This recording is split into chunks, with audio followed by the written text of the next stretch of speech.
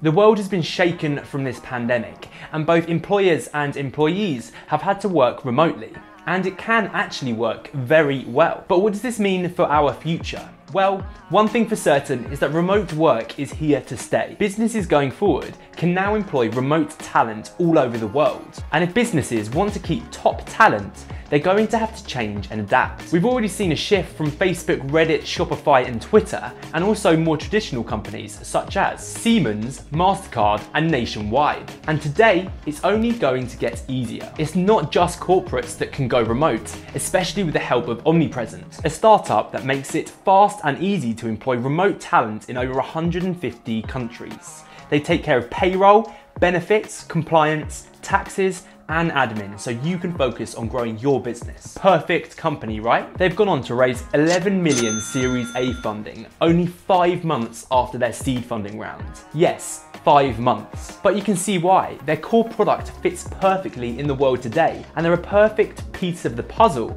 to remote first working. Since getting Series A, they've been mentioned in so many articles from the likes of TechCrunch, London Tech Watch, Startup Valley, EU Startups. They're everywhere, and for good reason. As you might know, we're a tech-focused digital agency that help entrepreneurs bring their ideas to life. And this is why we've created this series, to get insights into the startups of today, whether it's to educate or motivate, or simply help others come up with great ideas. I had the opportunity today to interview Chris Mason, the tech lead at Omnipresent, looking at the idea, the tech, and where they're off to next. There's a lot of questions to be answered in the remote working world, but with the help of Omnipresent, it's going to get a hell of a lot easier and better. Let's jump into the interview that I had with Omnipresent and how they're going to be playing a key role in the future of remote work.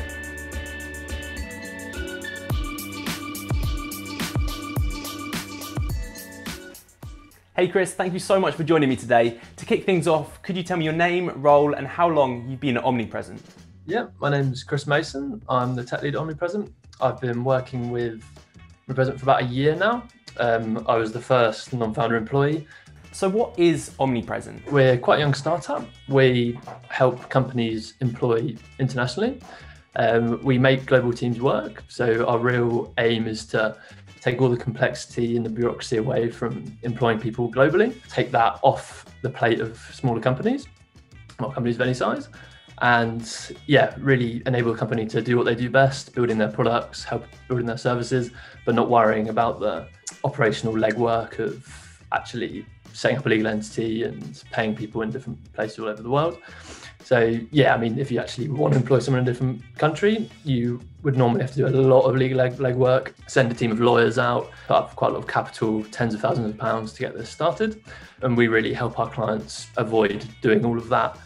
We take away the bureaucratic headache of it all. We handle everything from contracts to payroll to benefits and make our clients' lives a lot easier. What is the vision for Omnipresent? Yeah, I'd say it kind of boils down to giving companies of any size the same opportunity that would traditionally be only available to massive companies.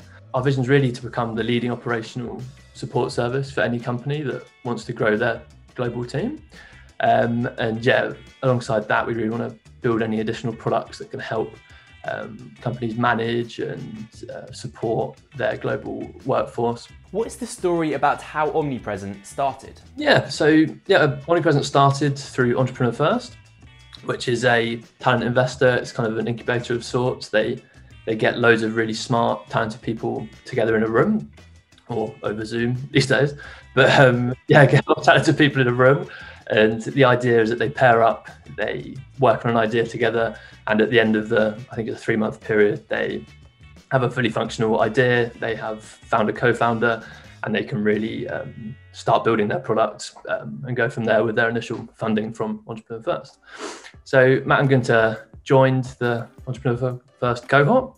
So they both knew that this was a problem that needed solving. So Matt and Gunter really saw a need to techify this problem space.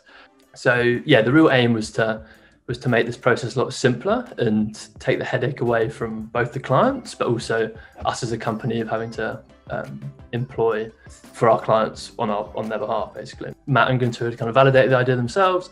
They were both working on it from a kind of operational and sales and higher level product point of view, and they needed someone to come in and really help build the product out from a more tactical point of view and define a kind of MVP going forward. At the very early stages of the idea, how did you set out to validate the value proposition?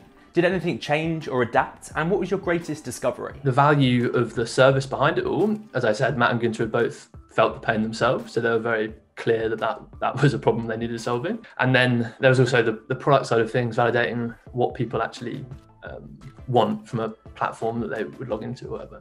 So the way we started investigating that side of things, which is where I was more involved, was so we used something called Stacker, a no-code platform, which sits in front of Airtable. And in about a month or maybe even less, we got the first kind of version of our product out in front of customers. It also helped in that we put something in front of our customers. And when you put something in front of customers, you get a lot better feedback than just asking them, what do you want from a product? As soon as you give them a product and there's stuff missing, then they'll say, oh, how come there's not this, or I would like that. So we got a huge amount of learnings from that. And to be honest, our initial hypothesis was quite simple. It was that people would rather use this platform, people would interact with this platform, and it would make our lives easier. So I think really it was good in that it helped us provide come up with a lot more hypothesis to then challenge and then investigate. So there wasn't any too big surprises. I think one that I'm always surprised about through several things that I've done before and similar products I've worked on is that people do quite like emails.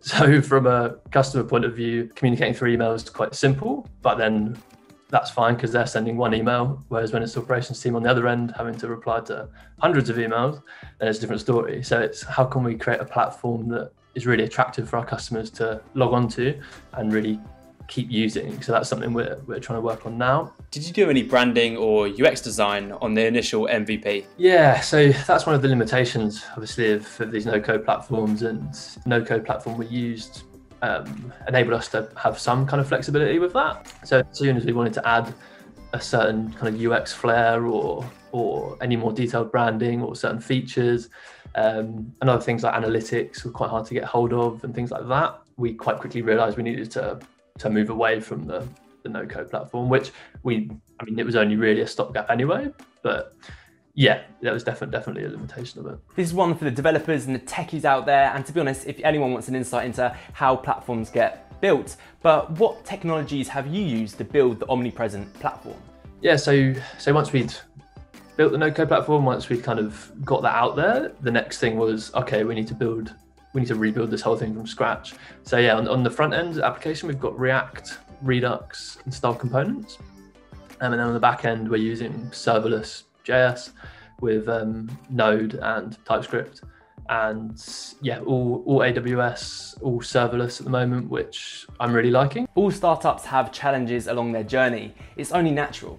But for you guys, what has been the single most challenging part of starting Omnipresent? Yeah, I think like probably every company, both a startup and otherwise, this last year has been the pandemic.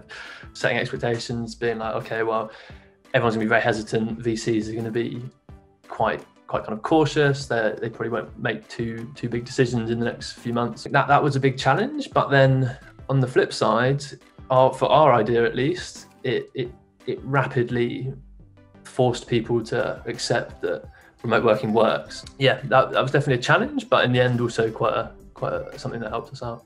Working remote opens a whole world of opportunities, but for a team that is remote first, how do you create that team buzz?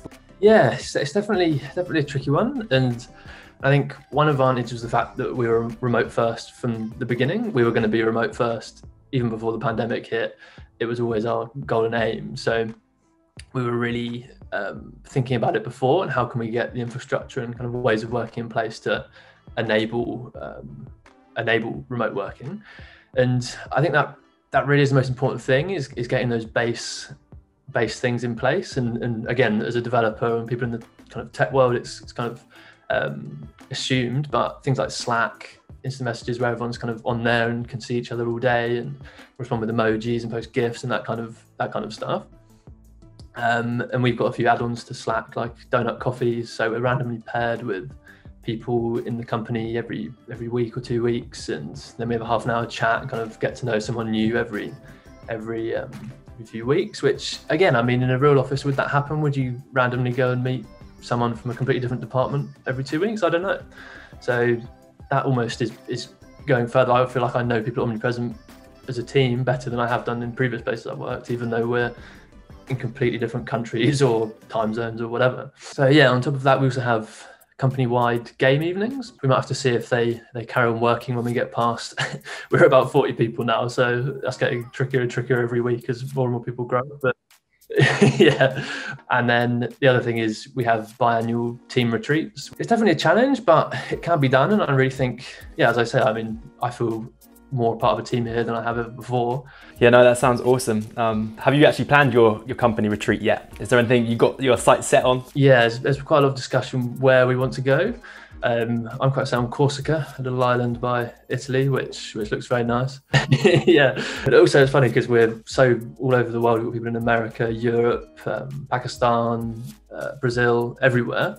So like trying to find a center point is almost like it might end up being somewhere really exotic just by it being kind of the central point. But yeah, I think the next few months can be quite nice, having something to look forward to. That sounds awesome. You could just get a round the world ticket and just go around just for like, yeah, a week. Exactly. It was something I saw from one company, I can't remember who it was, but when they get someone new join, they're fully remote. And when they get someone new join, they get paired up with an existing employee as a buddy. And then the company flies them out to go and work with that person for like a week. So if you're in England, you could be flown out to like New York or wherever. And I thought, that's not something we're fully thinking about yet. But if I had my way, I think that would be quite a good way to get everyone to know each other. You guys have just secured Series A funding. What can we expect next? Yeah. So we secured our Series A in December.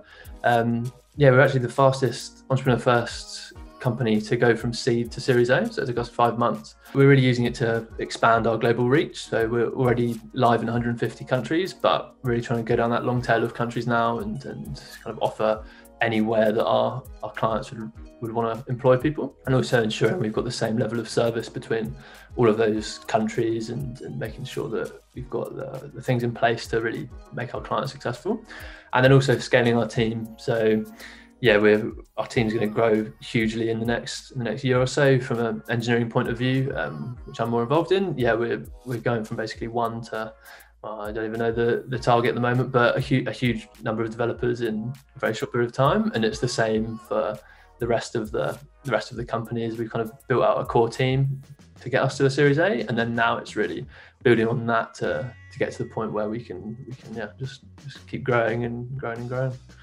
To wrap this up, if you could work remote anywhere in the world, where would it be? Yeah, as I said, Corsica. Corsica looks very nice and sunny, and the beaches there look lovely. Maybe Lisbon. I think I've been there quite a few times, and it seems like a really nice place. And also, I think it's quite big in the tech scene now. People are just kind of trying to position itself as the place to be for remote workers. So yeah, somewhere warm, somewhere kind of opposite of England. Yeah. Thank you so much for joining me, Chris, and the team at Omnipresent for making this interview possible. We've got some great insights in there, and if you have liked this video, be sure to like and subscribe to our YouTube channel. And if anyone out there has a business story or a startup story that they're dying to tell and be a part of this collaboration interview series that I'm doing here at Hiyield, please don't hesitate to get in contact with me. It's emil@hiyield.co.uk, and I'll get back to you and we can do a collaboration. So if anyone out there does have an idea and needs a tech team or just needs to talk through an idea with a team like us here at Hiyield, please also get in contact with us and we'll be sure to get back to you. In the meantime, I hope you guys are okay, and thank you so much for watching this, and I'll catch you guys on the flip side.